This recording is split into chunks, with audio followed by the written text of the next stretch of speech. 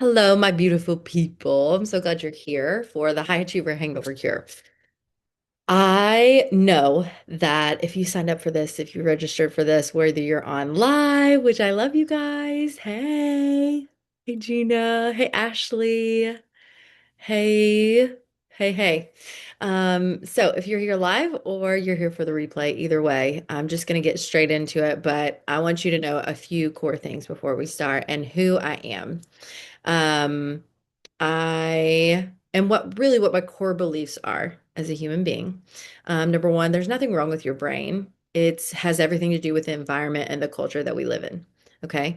I live in the United States, and so this is how the Western world treats people that are not normies, is that they aren't sure what to do with them. And there's not been too many structures created for neurodivergent people. So I'm here to make that a reality. And especially for business owners, executives, budding executives, anybody that is tired of allowing themselves and their brains to stand in their way of what they really want out of life. Like, fuck you, brain, right?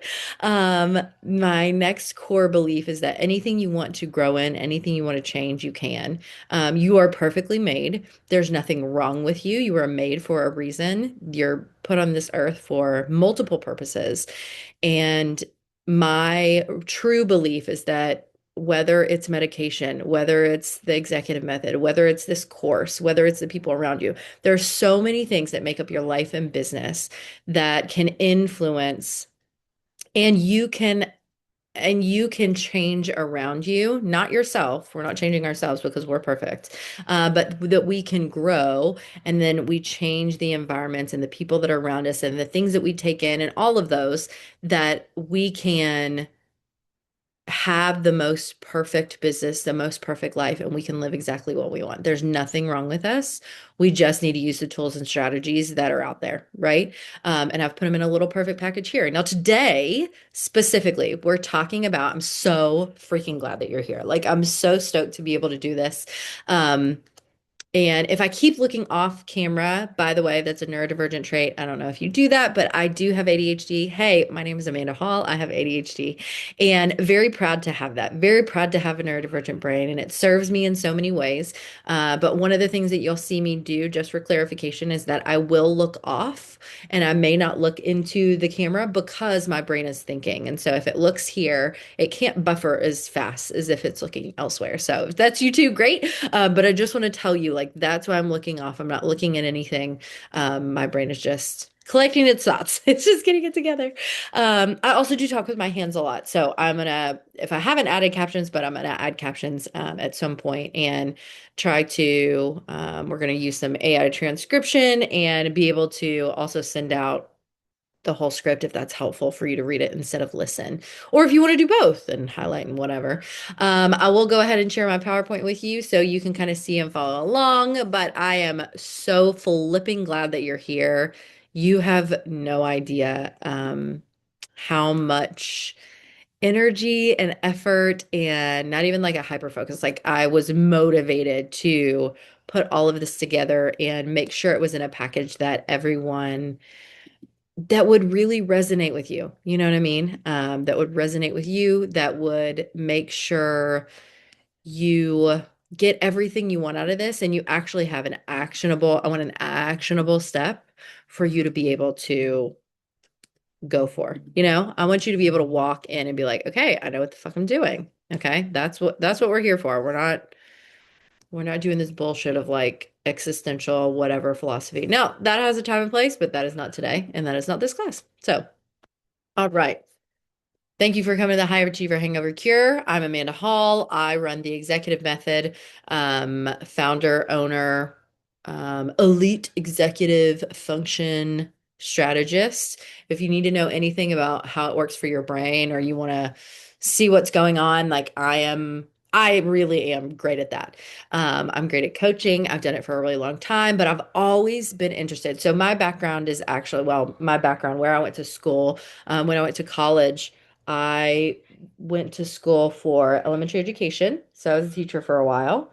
And I was always very interested, even when I was younger, neurodiverse learners. So people that have brains that are different. Why do we have the same things for everybody. And that always really bothered me. Still bothers me. Maybe one day I'll open my school. Um, but it always bothered me. And I was always very interested in neurodiverse learners and what can I do to help people that don't think the same way or whatever it is. So, um, this whole class is about my research, about the things that are out there that are science backed, like neuroscience fact. Okay. All of these strategies will work for your brain because they are backed by neuroscience. And then I also get to add my own point of view, the experiences I've had, things like that to present this to you in a way that's in a little cute package. And you can feel like you walk away with an actionable, tangible, I know a little bit about me. I know more about my brain. I'm feeling good about this, more confidence, more motivation, more, but then you also have an action to be like, okay, this is what I can do next. That's how I structure everything because I want to know a little bit about it and I need some action too. Like I want to work through it and then a little bit of action to go forward. So thank you so much for being here. I'm very excited to have you. But this is going to really be a cocktail of me. Well, let's do a vibe check. So, again, you're not broken. We're just recalibrating your high chair of a mind. I'm going to give you the tools, I'm going to give the strategies to really reignite who you are as a human being, what your passions are, what you're excited about, what you're motivated on. I want this to be a space, really like a blank space that you can say, okay, this is the moment that I was like, I could really let it all go and I could walk into the next year, the next phase of my life, the next identity to really make a difference in the way that I want to make one and to really pursue the life that I'm looking for. We don't want to be burned out. We're going to turn that burnout that you are feeling right now into a source of growth and resilience. So, today's roadmap is we're going to explore burnout, neuroscience, and recovery for high achievers. So, there's so many complexities to it, but I do want to say we're getting into the neuroscience behind the phenomenon. We're going to look at the systems, discuss recovery methods, and then also you're going to have your own strategy when you walk away from here to totally thrive in whatever you want to do. So, which flavor of burnout are you? Okay. Are you overcommitted? Are you overfunctioning? Are you emotionally fried? Adrenaline driven? Are you in a dopamine drought, if you've ever heard of that? Not enough things are bringing you joy. I mean, like that's like my number one when I feel that dopamine and I'm like, nothing is making me happy. I'm like adding things to cart and buying things and still it doesn't hit right or it didn't hit like it used to. So you know something else is going on. Um, Maybe you're under eating or overeating. Maybe you have unrealistic expectations, especially this time of year with the holidays. It's like you have so many balls in the air. It's like, what the fuck do I do with all these? What do I do with all the balls? Right? So type in the chat, which flavor of burnout are you? Overcommitted? Do you have too many things in the air? Are you overfunctioning and you're taking things on for others because they asked you to because you're fucking efficient AF? Um, you don't want to connect with anybody because you're feeling just drained and can't take on any emotion, more emotional, whether it's for yourself, you have emotions to work through, or you can't take anything on, be the emotional manager for everybody else in your house, or you living in a constant state of high alert. Um, One thing that neurodivergent people are really good at is living in a constant state of adrenaline and always being like hyped up. That's why we're also really bad at rest. So we'll dive more into these, but in the chat, I want you to say, which flavor of burnout are you? Because that's very important. As long once you identify, then we can kind of go there and we can see, okay, this is what we can do next to get out of there. So, name the demon. Why are high achievers secretly the most exhausted people in the room? It's because we can literally do everything. I did hear something, you can write this down. I heard something the other day that says, just because I have the capability doesn't mean I have the capacity, and I am living for that. I may have the capability, that doesn't mean I I have the capacity right now. And you can choose when you have the capacity, right? All right, so what's happening in your brain is just a quick overview. This is called the unholy trinity. So, executive function, ambition, and chronic stress. Those are all what's happening right now. Um, competency addiction is part of that. We always want to be right and we always want to be good. And so this is one of the things that can bring the chronic stress, is that everything needs to be exactly how we want it to be.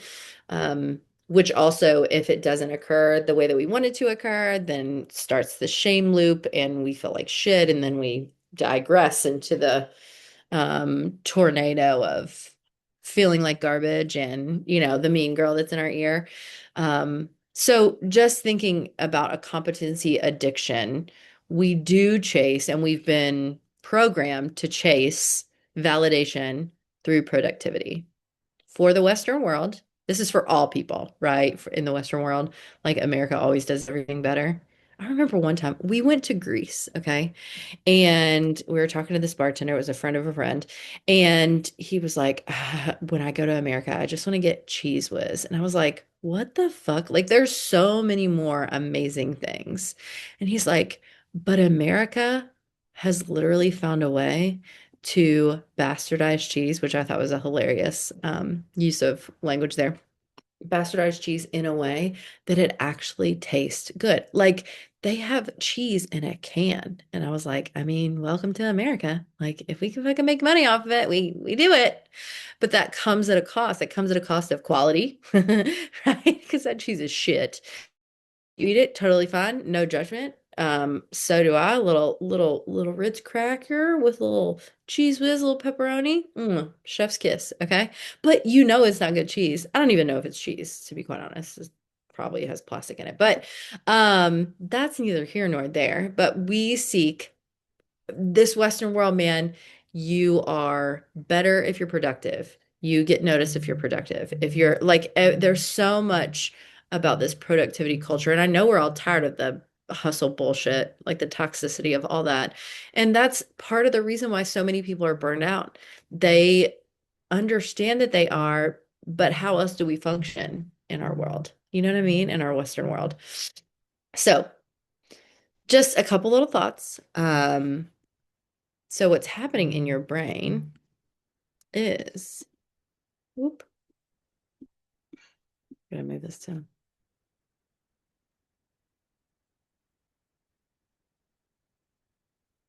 I'm getting used to the system. So thank you for your patience. You guys are the best. All right. So what's happening in your brain when you're looking at executive function, like we're just going to go into like understanding the high achiever hangover, right? Your ambition outpaces your capacity. Again, you are capable. You are capable to do anything, but your capacity is a different story. That is part of the crux of having a neurodivergent brain, is that like the time blindness you've heard of. Um, we don't know if it like we literally have two time frames. It's now or not now. So it's kind of hard to say, oh, well, I won't have the capacity then to do this or how much time it takes. Like I'm horrible at that. I'm like, I don't know how much time something takes. Um, so that is a huge part of it. Huge part of it. Um, your nervous system is screaming, for the love of all that is holy, please stop. Um, it our brain sabotages us even when we love what we do, right? Even when we love what we do and we're purposeful. And we're like, oh, this is so my zone, this is my zone of genius, and I love this, and blah, blah, blah. Our brain is still like, I don't know. That seems, this is a little, I don't know. So there's a bunch of things that go into that, but just something to notice. What's happening in your brain is, which is the unholy trinity of it all, executive function, whether it's functioning or dysfunctioning, plus ambition, plus you have chronic stress because of we live in the world. is the unholy trinity of it all, right? Executive function, ambition, and then chronic stress. So the neurochemicals that are behind the hangover, it is emotional, it's cognitive, and it's physical, right? It's just the trifecta of burnout is when you're feeling it everywhere. You can feel it creep in, but then when it comes everywhere, then you know. That's when usually people are like, I have to burn it down. There's nothing that's working. Everything is horrible. It's not. But I want you to be able to use this if you're in a burnout right now or you feel it creeping in. These strategies that I'll share with you later are so huge for you to be able to move through that the next time, especially. But the neurochemicals behind the hangover, there's dopamine. We're depleting the dopamine, and so that's screwing us over. There's also a creeping in of the cortisol, the stress hormone. You've heard so much about this and about adrenal fatigue and blah, blah, blah, blah, blah. We'll talk all about that. But adrenal fatigue really is, there's more I will say about that. But you do have to make sure that you are working, that you are taking care of all the things that you need to take care of. And then why just rest more doesn't work for our people. It doesn't work because our brain is constantly in hypervigilant mode. And our brain says, keep going, keep going, keep going, keep going. You can do more. You can do this because we can. We can. That's the thing. We can. But we're going to burn ourselves out over and over again. And so it's not worth it, right? I mean, if you like it, but every time I've burnt out, like it's not fun. It's not fun for me. All right. So it happens because you're talented, you care, you're addicted, not only to competence, but also the reward of people seeing you. Um, that is really nice to be recognized for how great you are. I mean, come on, are you kidding me? All of us love that. And also, no one ever taught you how to succeed without self-destruction, and that's fucking rude. So that's what I'm here to change today. You're gonna succeed without the burnout. All right, brain over neurochemical mess behind the burnout, brain overload.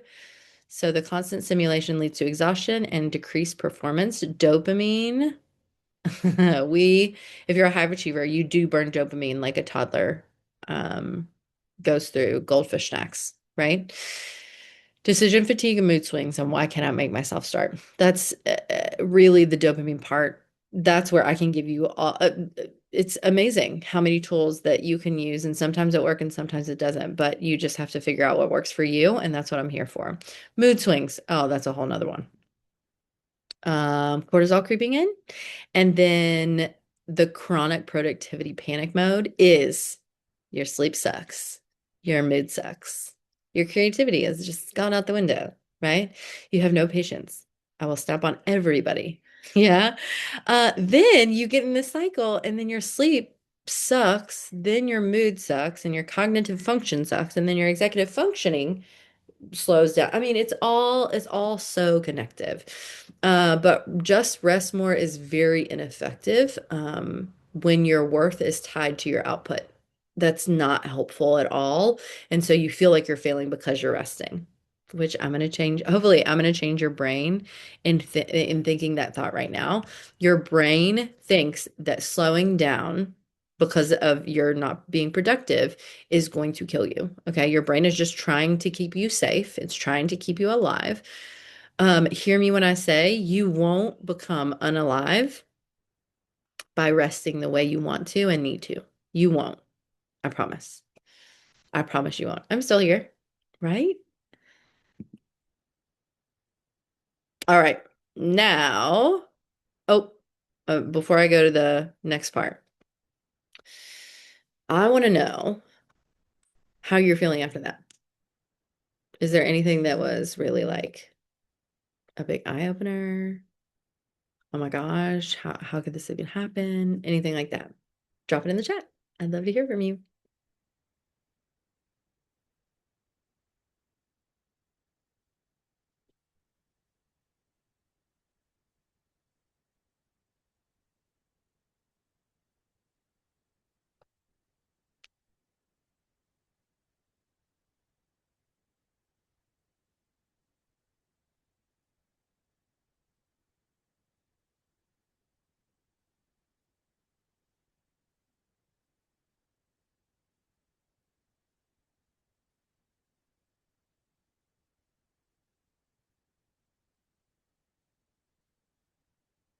All right, the identity crash. So this is when your self-worth is a workhorse, right? So when you are used to using your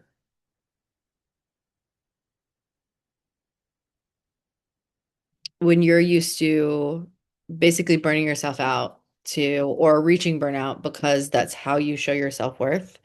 That's what we're going to talk about here. This is called the identity crash.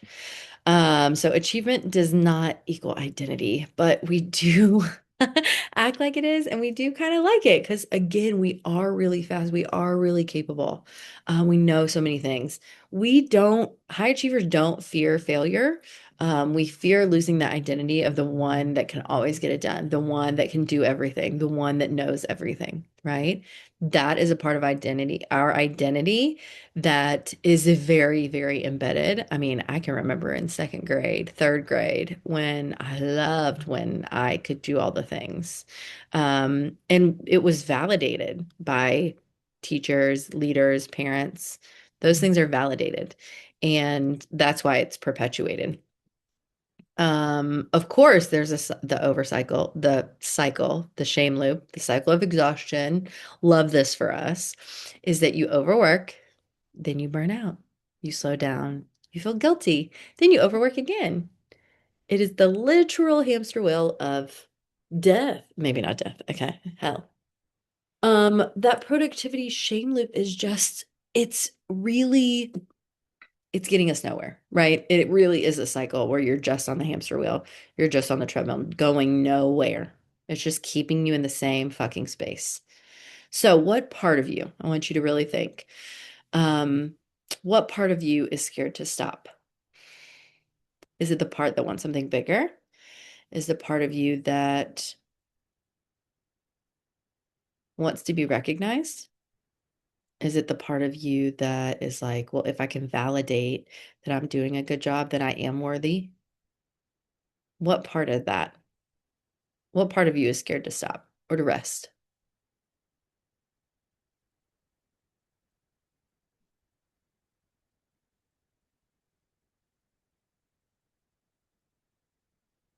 That's why I mean, this is part of the reason why we're not good at we're not good at sitting still. I'm not good at meditation. I hate that shit, right? It makes me think too many things. I'm tired sometimes of feeling my feelings. So, but the fear of stillness and taking a break can feel threatening and very unsettling.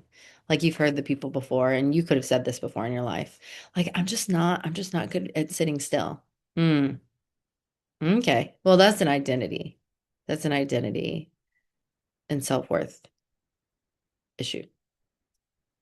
And that's okay. It's whatever you're willing to recognize and work through to get to where you want to go. But the amount of people that have resonated with this, they don't even know about the high achiever hangover cure, right? They just knew about the class. They heard the title. They didn't even hear a description. They're like, oh shit, I need that. I'm like, well, that's pretty telling. Pretty telling in the world that we're in and the circles that I'm in. Like, this is so needed. All right. So the high achiever hangover symptoms checklist is just going to take a couple minutes. So I want to hear from you. Okay. Are you feeling irritable? Are you feeling resentment? Are you feeling guilt? Are you feeling overwhelmed? Where are you at there?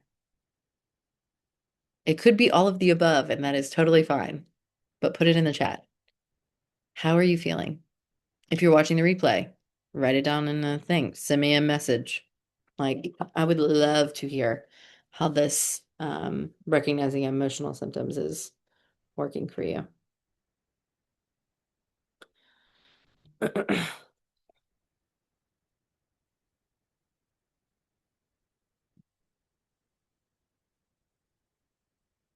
I can tell you right now, I am feeling overwhelmed. Um, and mm, little, probably more irritability, overwhelmed, feeling so swamped by all the things to do and what's on my list and who to buy for next and what do we have to do today and then what do we have to do this weekend and the overwhelm of all the things and then balancing them has been that's a big one. So is resentment if you don't have an equitable partner. If you're doing it by yourself, like whatever it is. Um, Also guilt, like if you continually pressure yourself, that can come from self or it can come from outward. Usually it's self when you're neurodivergent. The constant pressure will always think that there's something wrong with you. And then that loop in your head, that thought, that mean girl continues to say the same thing to you because if you say it again and again, it's a pathway, it's a neural pathway in your brain that just continues to get deeper and deeper. And so that's automatically start to think, which again can be changed. All right, here's some physical symptoms of burnout: fatigue, headaches. That's so fun. I got the loop of those. Afternoon crash. That can also happen with undereating, or not eating to fuel your body. Wired nights, difficulty sleeping after long days. Now, I also want to say there is also some difficulty sleeping when you have a neurodivergent brain, depending on what it is. But I personally have ADHD. And I know there's sometimes it's not like I have chronic stress, I'm not burnt out, nothing. My brain and during my hormonal cycle as a woman, there are certain times when my levels are different that I started using a tracker. My hormonal levels are different. And so then it made me stay up at night. It made me extra tired. It made me feel more fatigued, whatever. So that is something also to note. When we work individually together, I encourage you to put it on an app and kind of see what those trends are for yourself. But it's a certain hormone when it's really, really low. I can get more headaches. I stay up later. I'm more tired. Like it happens that way. So we do have to recognize that as well. Also, behavioral systems, overpromising. That's not really helpful. If we're taking on more than we can handle, but then we continue to take it on to give us something, make us look worthy, to stop the shame loop and be like, no, but we can do it. Procrastination. Oh, all of us, we're so good at this. Distraction, and then also exhaustion, of course, leading to decreased productivity and motivation is your total burnout. Um, the executive function dysfunction can be disguised sometimes as high standards, or I just have high expectations for myself. Well, you can, absolutely. Um, However, it's probably more likely that your executive dysfunction is where it's at instead of you're just doing more because I have high standards. Like, yeah, possibly, but you're also making up for something else. If you knew you were worthy, if you really believed that you were worthy how you are and you didn't have to change for anybody, for anything, then you wouldn't do this, right? All right. So which three hit you in the face? Which three? I can tell you mine. Headaches is something that definitely started happening when I was in this burnout cycle. Um, it was like a hangover symptom, to be quite honest, the high achiever hangover symptom. Um, and then also like resentment, irritability, yelling. Mm, no good. No good, right? So now I'm going to give you the executive method reset. This is my four pillar reset from the executive method. This is the cure to the high achiever hangover. Are you ready?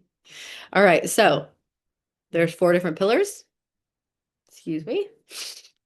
And we're going to go through them. Then we'll do a real-time exercise and then we'll do a couple case studies. Okay. I'm going to tell you how you can work with me. I'm going to tell you how you can work with me if you want to work on this a little bit more. Of course, you don't have to.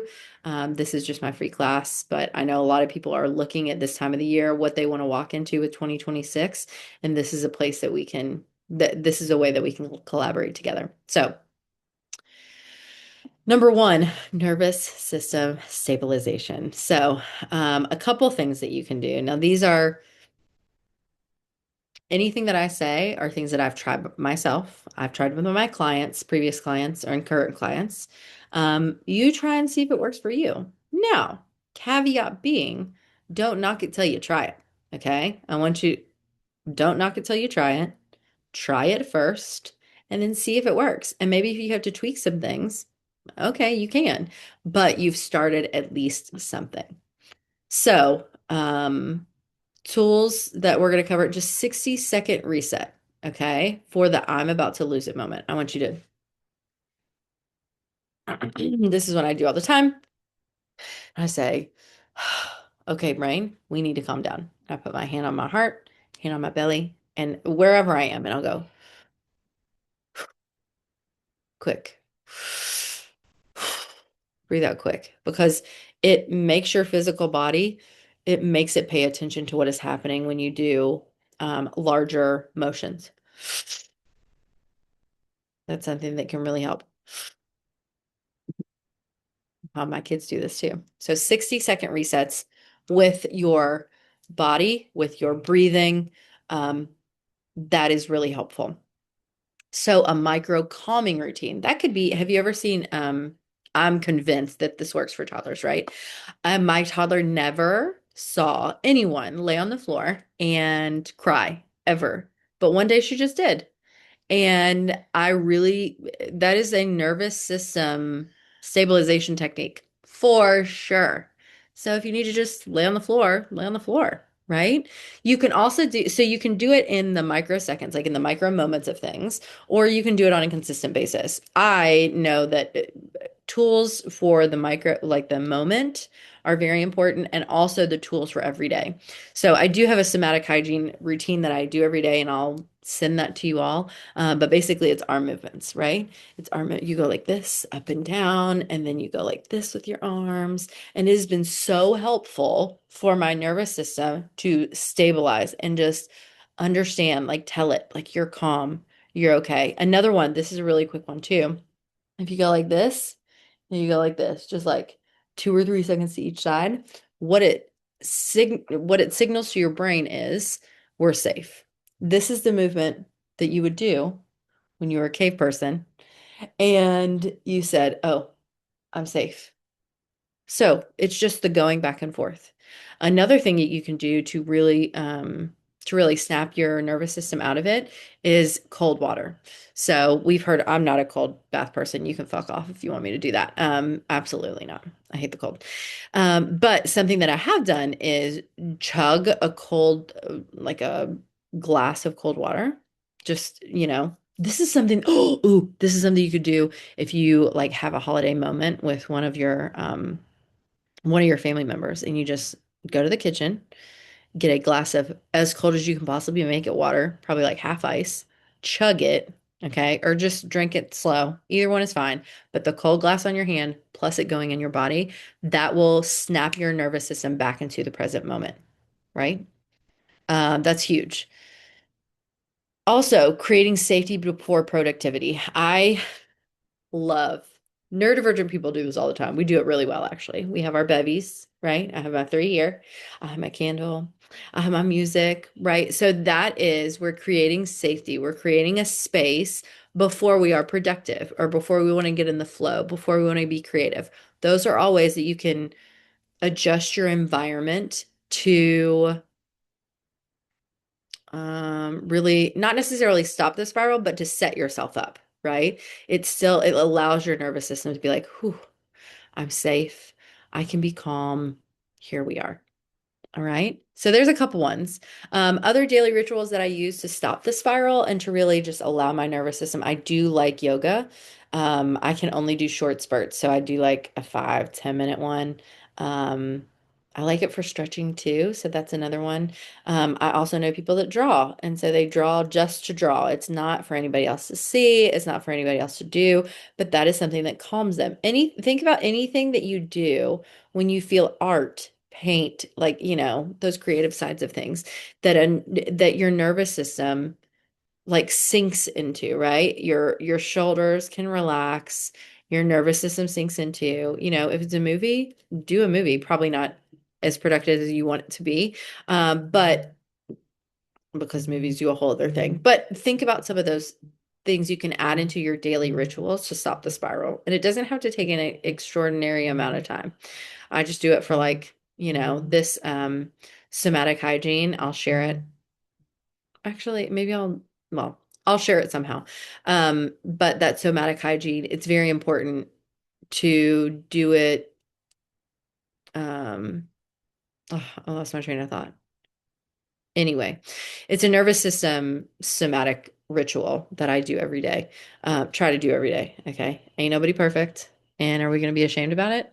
No, we're just going to move on and do it the next day. Um, because your shame loop doesn't help you. Shame cycle doesn't help.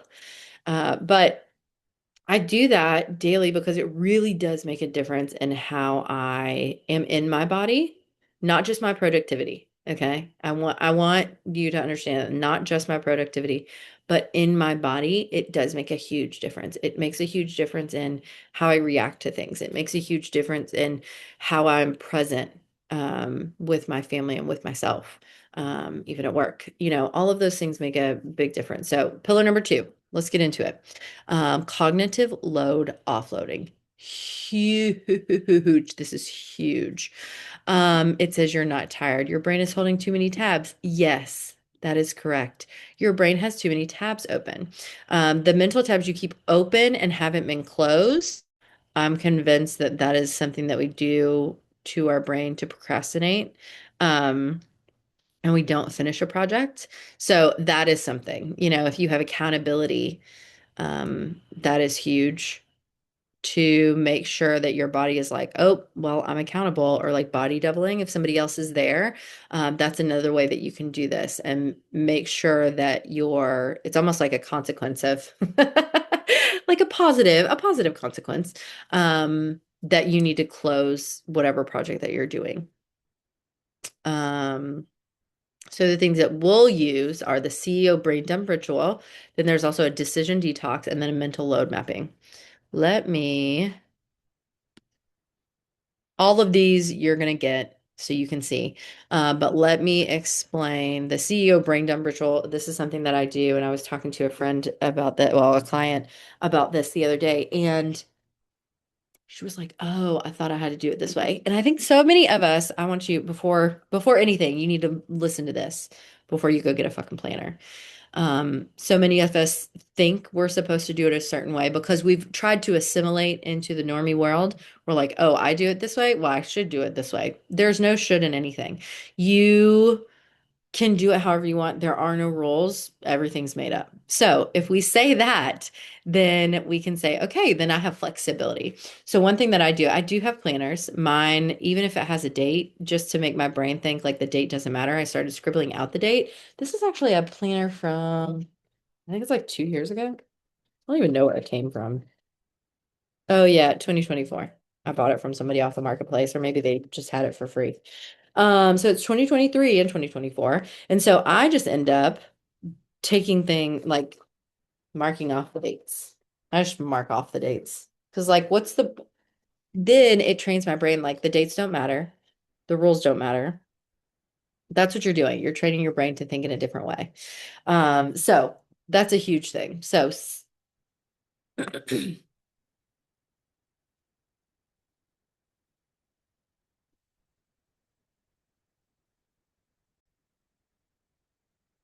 okay, so I have a couple different things that I want to share with you about the cognitive load offloading. Okay, so first, the CEO brain dump ritual. So we are going to make sure that we evict the crazy thoughts, like the crazy raccoon that is digging in your trash, in your brain. We're going to get them out of there and then put everything in its place, right? We're going to do this weekly. You can do this daily, but I think weekly and monthly is a really strong way to start this.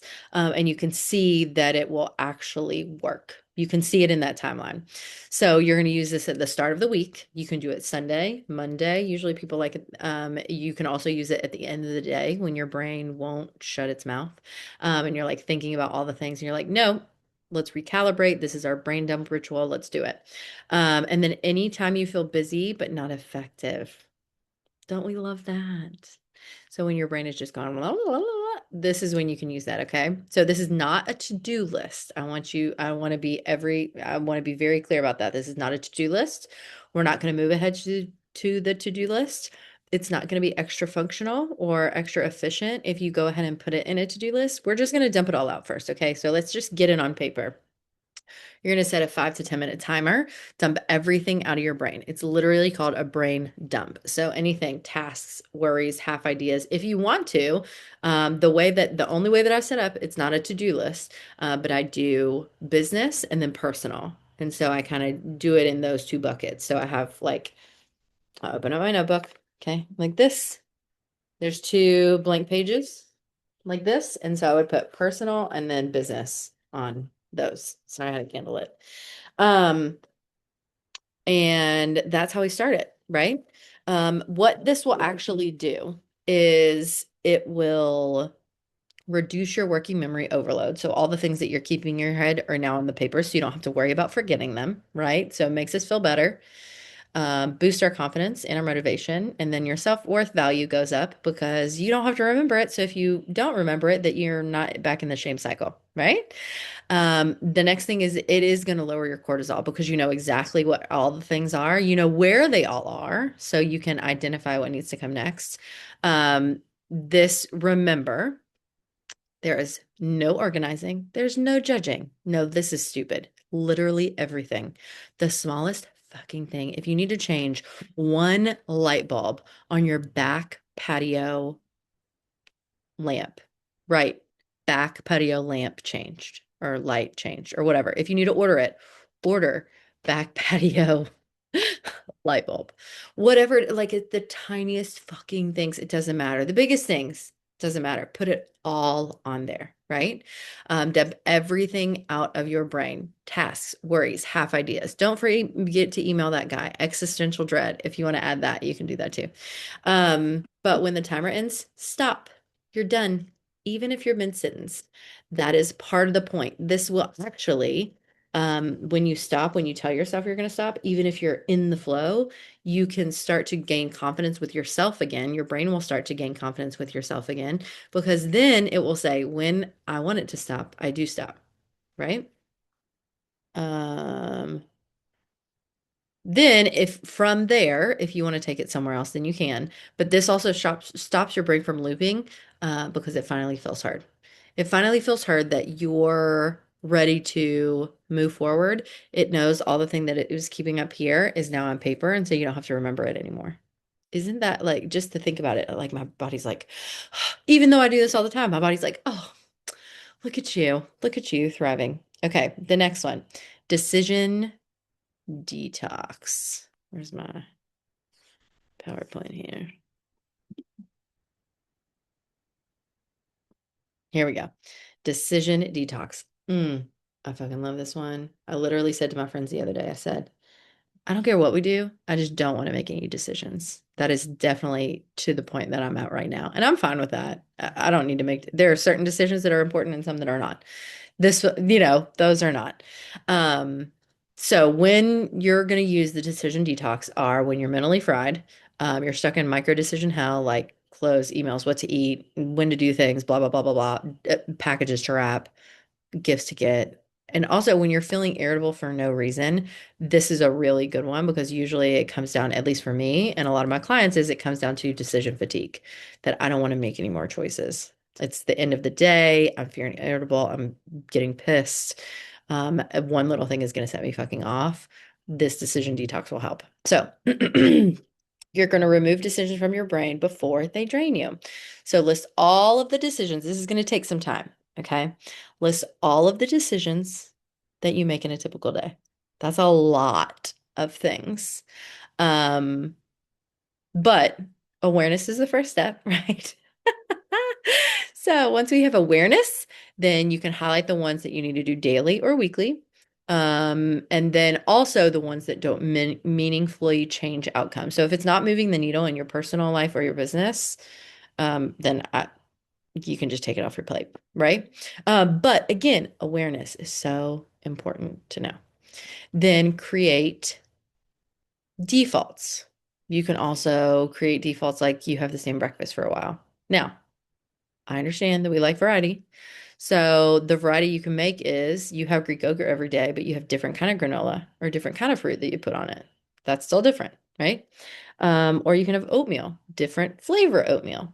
I personally like to have the same breakfast as much as possible. And I always find a way to make it to have like some variety. Always find a way to give it some variety, whether it's different like seasoning on it or whatever. I mean, make the same fucking meal.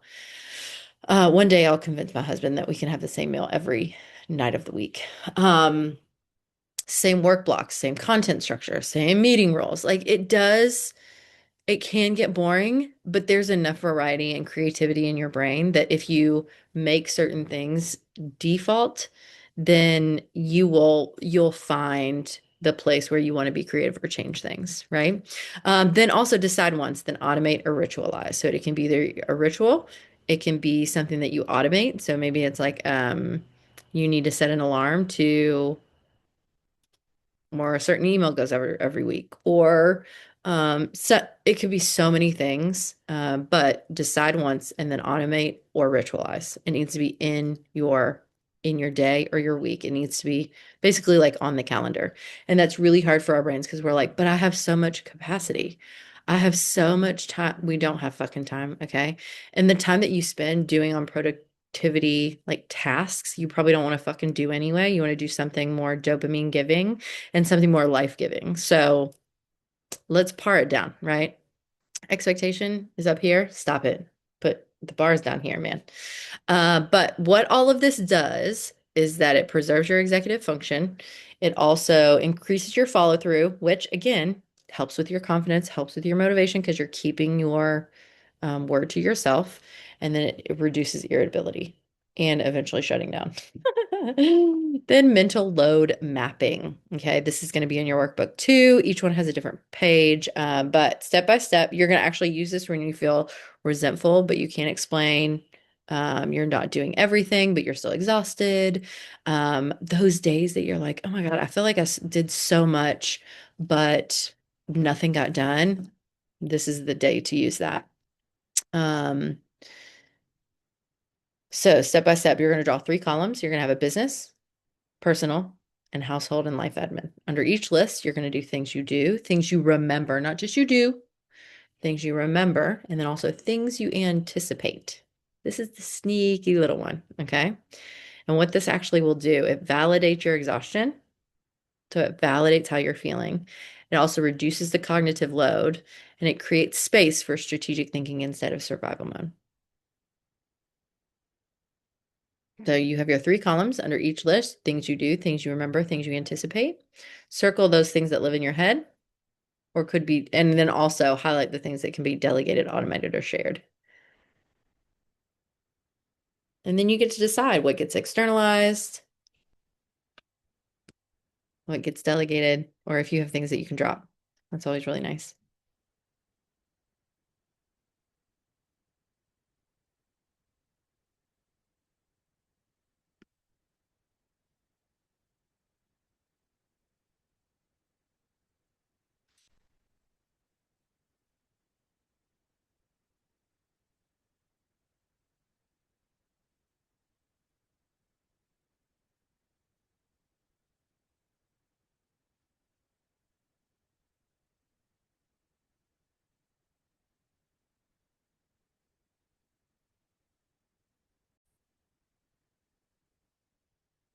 All right, pillar number 3, building sustainable performance structures. So, a structure that supports you instead of suffocates you. Weekly rhythm design. If there's every day you do something the same, it just makes it not a habit. I'm not talking that because I get it. It's boring. But dopamine friendly work patterns, right? Weekly rhythm design. Like those things that bring you joy. Like where are you adding dopamine? Where are you adding fun? Where are you adding whimsy? Where are you building these sustainable structures that are going to make you happy and that are going to make sure that you don't get burnout, right? The do less to finish more framework. Have you ever heard that? It's something we go to and go into when we're coaching. Um, but that's something that can really be helpful. And then pillar 4, identity recalibration. You don't need to be less. You're going to want internal rules that don't self-destruct. We'll build your operating system together so that your ambition feels safe. We are going to make your ambition feel safe again. I mean, I'm just want to rewire your internal rules for success and then give you a permission slip that feels like rebellion, to be quite honest. Um, all right, so let's set up your personal hangover recovery plan. So, recovery exercise, you're going to fill out your top three energy leaks, your non-negotiable nervous system rituals, your I'm done doing this list, and your new CEO rules of operation. Okay. So these are some energy leak examples. We're going to do it in real time. So get out your pen, paper, all the things. All right. So energy leak examples, overcommitting, emotionally babysitting adults.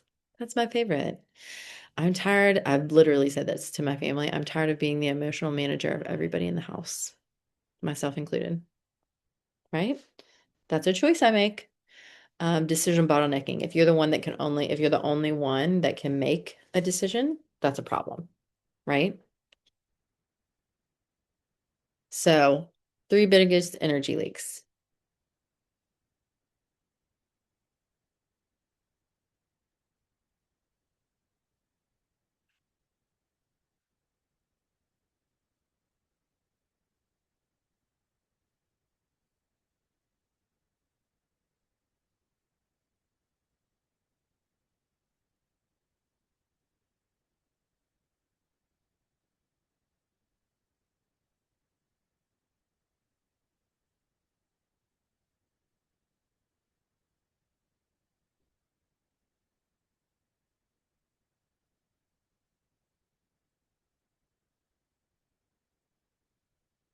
All right.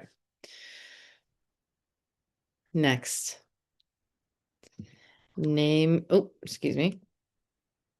Name your personal nervous system non-negotiables.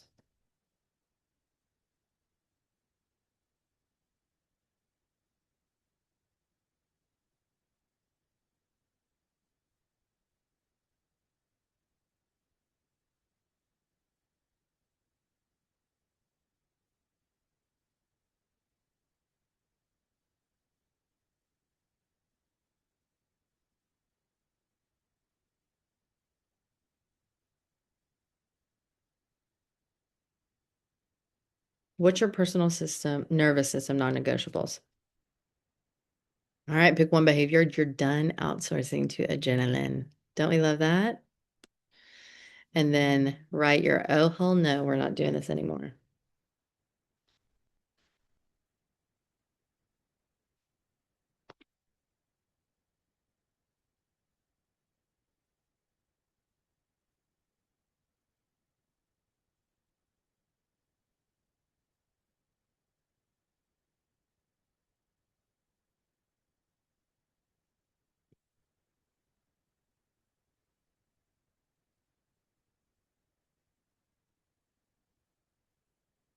So if you want to share, if you want to put it out there, give me something off your, oh, hell no, we're not doing this anymore list. Give it to me. I can't wait to hear it. One thing that I'm fucking done with is making sure everybody, well, I have little kids, so I can't necessarily do this, but I am not going to harass anybody to wear coats or mittens anymore. Why am I doing that and then getting frustrated? Like, just fuck around and find out, man. If you're cold, you're cold. Speaking more about the 5-year-old than the two, we got to still lead her to do the things. But if you don't want to wear the coat, fine, whatever. Don't want to take it? Not my problem. I mean, I'd probably take it then. But why am I fighting with you about wearing a coat? Do what you want, man. YOLO. You make your own rules, right? Like I couldn't be the person that did the high achiever. Or, like I can't be the executive method if I'm making my kid wear his coat. Make your own rules, dude. Also, then that gives them their own consequences, but whatever. All right, we'll come back. I'm going to share a couple of case studies. Excuse me. All right, a couple case studies that I have. Um, so client number one, oh, I loved working with them. But what I want you to know is that recovery is possible. This person was overwhelmed, scattered, super reactive. She was going off at everybody in her house. She just felt constantly tired, fatigued, and then mad at the world. And what was so cool about us working together in a coaching aspect, not just the high achiever hangover here, but the executive method that we did together was it was like her personality shifted. She was so there were so many things that were going on in her brain, in their brain, that it was too much. She was able to get a book deal. She actually became more, I hate the word consistent, but she became more, consistent with the things that she wanted in her life. She felt free, she felt in control, and much more confident. We actually polled her, right? Like before and after. And she was down 40% overwhelm in just 4 weeks of working together. That's significant. That's unbelievable. Could you imagine that? If if we start working together at the beginning of January and then by end of January, mid-February, that you are down 40% in overwhelm, that is unbelievable. How much lighter you would feel and the things you want out of life. Like, don't we all want to feel free and like joyful? And, it's just amazing to see the transformations from this. Oh, there's so many people that need this. All right, client number two. This client, that was their tagline was like, I have zero time for anything. I can't do anything. I don't have time. I don't have time. And so what was happening to her is that she was losing relationships. And while, yes, this is absolutely something that can happen, that you don't have time. We can also look at all the systems, all the rituals, all the things in your life and really get down to the executive function strategies that would give you your life back. I want to give you your life back. But they were able to, I mean, totally transform everything that like how they ran their days. They were able to delete certain things and delegate certain things that really made sense. There were other things that they enjoyed they didn't want to delegate. Sounds great. Again, you make your own rules. But they got to spend their evening with their kids and they got to spend their evening with their friends and they didn't feel ashamed of doing that. They didn't feel guilty doing that. They were able to really release it and make sure that they were getting what they wanted out of life. And isn't that the whole point? Like you have one life to live on this huge planet Earth. And that's what you deserve. You're worthy of living a life that you love. So 2 to 3 hours per day reclaimed. They have evenings again and feel alive. I mean, yeah, here we are. So what happens next? Okay. So the thing that you can do, you can either take this and run with it and have a lovely time. I mean, this is an amazing way that you can get started. The other part is if you'd like to work together, then we can absolutely do that. I'm going to recap the High Achiever Hangover Cure shortly, but this can be a pivot point for your identity level change. We get to work together. I have a 3 month, 6 month, or a yearly long commitment that you can work with me. We work through whatever. Every tool that I have is available to you. Every tool that I can give you, I'm going to throw at you. There's nothing, the only difference in price is how long we work together, right? But you get access to so many amazing things that really are they're going to change your life. They're going to save your life. If you're in a place where you're like, I don't know where to go next, I'm so overwhelmed. I'm so overcommitted. I am so like, I just don't know what to do. I am here for you. And I'm sorry you're at that place, but I'm here to collaborate with you. I'm here to help you. I'm here to support you. Um, so this is your invitation to book a discovery call. We're transitioning into, I wanted to give you all this energy and information. So now is my time to tell you about what I do. So book a discovery call. That's totally free too, for some deeper support. And we can, if you want the discovery call to be, what do you do next after the High Achiever Hangover Cure? You want to hone in on the CEO brain dump. or you want to talk about how to structure your days or whatever it is, that's something that we can do. But I would love for you to book a discovery call so you can see what you can get out of this, what it really is to work on one-on-one.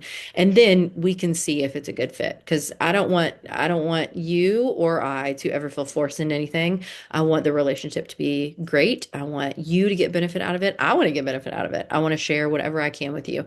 And so it really is a partnership. That's why I like to do a discovery call so we can make sure that it's the right fit for both of us.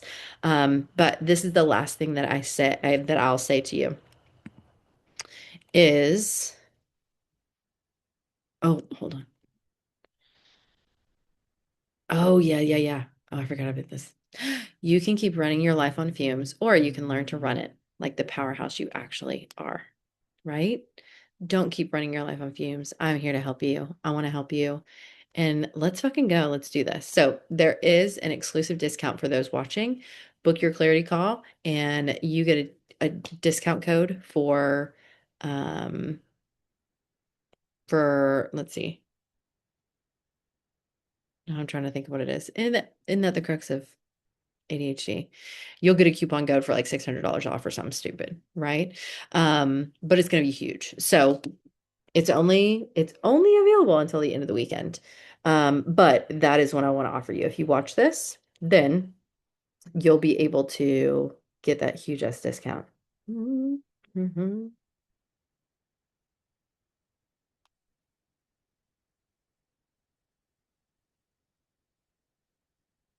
Yes, it's $600 off. Okay, so code is 2026. That's the code. I love you. Book a clarity call. Let's jump on a call, discovery call, whatever you want to call it. Let's jump on a call and see if this is the right thing for you. But I'm happy to serve you. Thank you so much for coming. This was an epic time to be with you, and I wish you nothing but the best and love. Love you all.